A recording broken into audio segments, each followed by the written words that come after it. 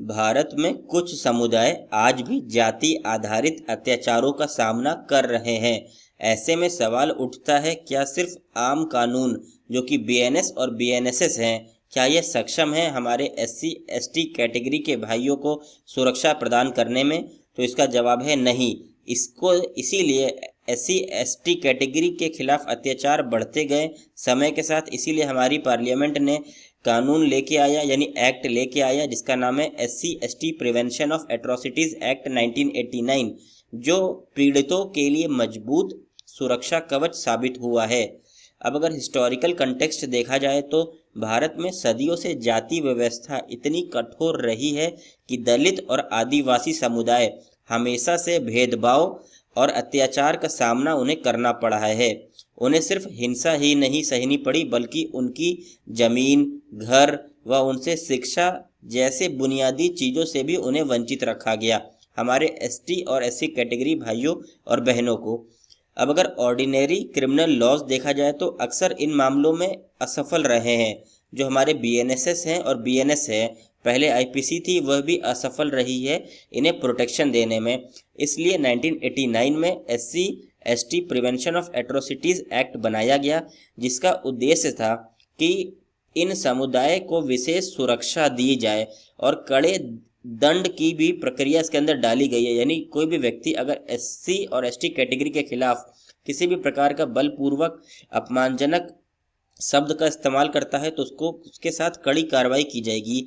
यह कानून सिर्फ अपराध को रोकने का साधन नहीं, बल्कि जाति आधारित कास्ट बेस्ड एट्रोसिटीज की अलग प्रकृति को समझकर विशेष नियम भी बताता है, तो जिसको हम लोग आगे देखते हैं। सबसे पहले देखा जाए तो सेक्शन 3 इस एक्ट का बताता है कि हम एट्रोसिटी किसको कहेंगे, कब कहेंगे कि एससी एसटी कैटेगरी के साथ अत्याचार हो रहा है। जब पब्लिक ह्यूमिलेशन उसकी की जाएगी, यानी एससी एसटी कैटेगरी व्यक्ति को जाति के आधार पर सार्वजनिक अपमान या धमकी देना माना जाएगा कि उसके साथ एट्रोसिटी की गई है, उसके साथ अत्याचार किया गया है। या फिर रिलीजियस कोर्जन हुआ है, यानी किसी को उसकी धार्मिक मान्यताओं के खिलाफ काम करने के लिए मजबूर करना। मान लो उसका काम था कि रोज मंदिर जाना, अब आप उसको मंदिर जाने ही नहीं दे रहे हो, उसके धार्मिक जो काम है उसके खिलाफ आप उसको मजबूर कर रहे हो।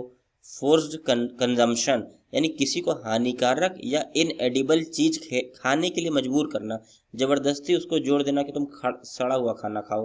प्रॉपर्टी डिस्पोजिशन, यानी जमीन या संपत्ति का गलत कब्जा करना, एससी एसटी कैटेगरी के व्यक्ति की जमीन ही कब्जा कर लेना, जमीन उसको ना देना, यानी उसको प्रताड़ित करना। अब देखा गया कि समय के साथ ऑफेंसेस भी एडवांस्ड हो चुके हैं, तो इसीलिए 2015 में संशोधन किया गया और कुछ नए अपराध भी जोड़े गए। 2015 के संशोधन ने अधिनियम के दायरे को बढ़ाया और नए अपराध जोड़े 2015 में।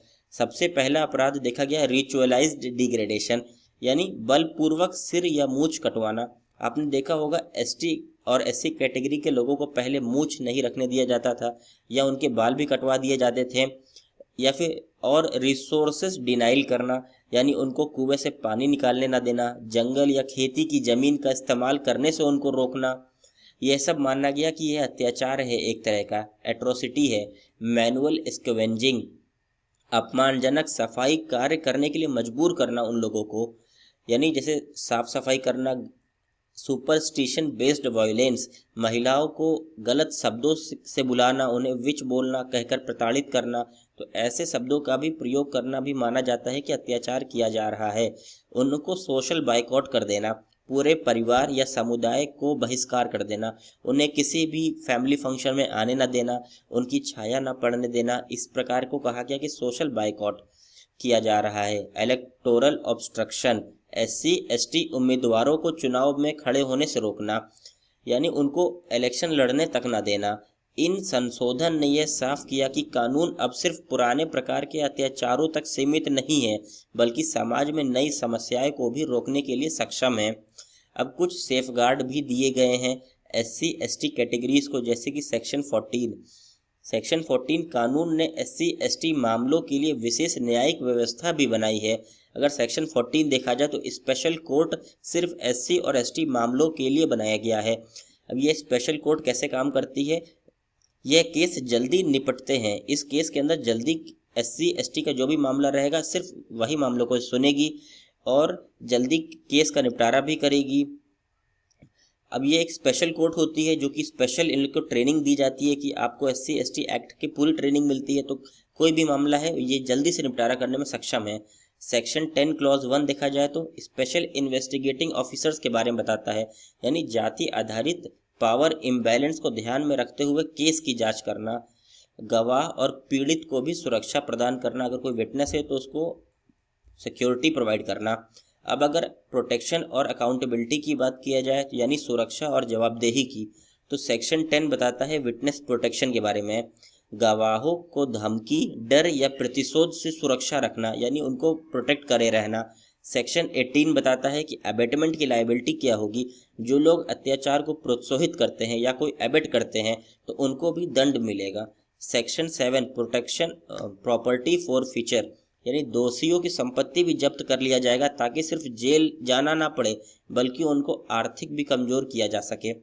अब एविडेंसरी प्रिजम्पशन और बर्डन ऑफ प्रूफ किस पे रहेगा, यानी अगर कोई आरोप लगाता है, SC कैटेगरी का व्यक्ति किसी पे आरोप लगाता है कि भाई तुमने मुझको गलत शब्द से प्रयोग किया है, तुमने मेरे साथ अत्याचार किया है, तो कोर्ट यह मान के चलेगी कि यह व्यक्ति सच बोल रहा है।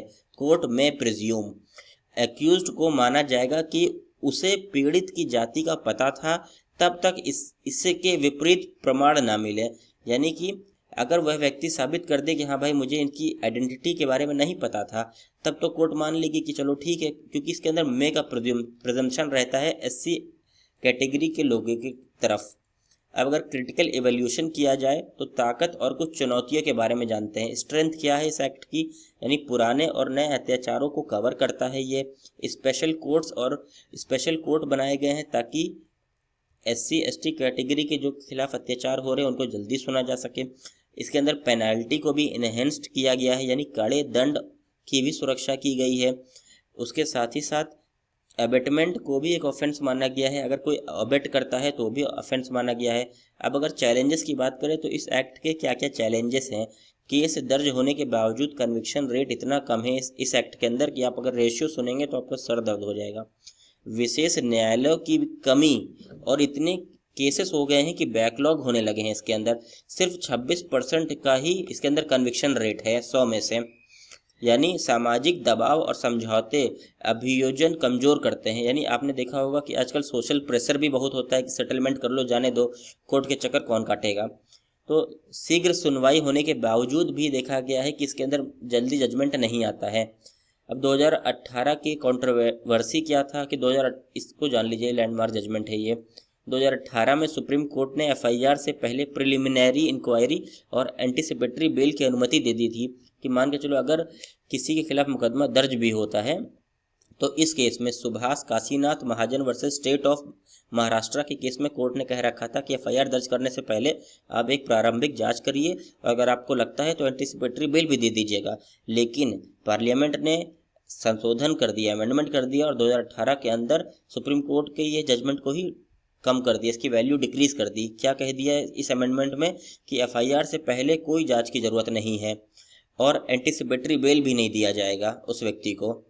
अब पूरा टॉपिक को कंक्लूड किया जाए तो SC ST prevention of atrocities act 1989 जाति आधारित अत्याचारों को रोकने और पीड़ितों को न्याय देने का एक बहुत ही महत्वपूर्ण कानून है। यह कानून सिर्फ अपराध को रोकने का साधन नहीं बल्कि जाति आधारित अत्याचार की प्रकृति को समझकर विशेष सुरक्षा, दंड और प्रक्रिया देने में भी सक्षम है। अब अगर देखा जाए तो 60 से ज़्यादा साल हो चुके हैं और इनको प्रोटेक्शन मिलता है। स्वतंत्रता के बाद से सुरक्षा भी बहुत कम है। भाई हमारे आज़ादी के कितने साल हो चुके हैं, अभी इन्हें प्रोटेक्शन भी कितना कम मिलता है। अब अगर केसेस देखें तो सालाना दर्ज केसेस 47,000, हर साल 47,000 केस दर्ज होते हैं। तो आप जान सकते हैं कि अभी भी अत्याचार उनके साथ लगातार बढ़ ही रहा है। अब अगर कन्विक्शन रेट देखा जाए तो सिर्फ 26% कन्विक्शन रेट है। तो देखा जाए तो ओवरऑल है कि बहुत ही कम कन्विक्शन रेट है। अगर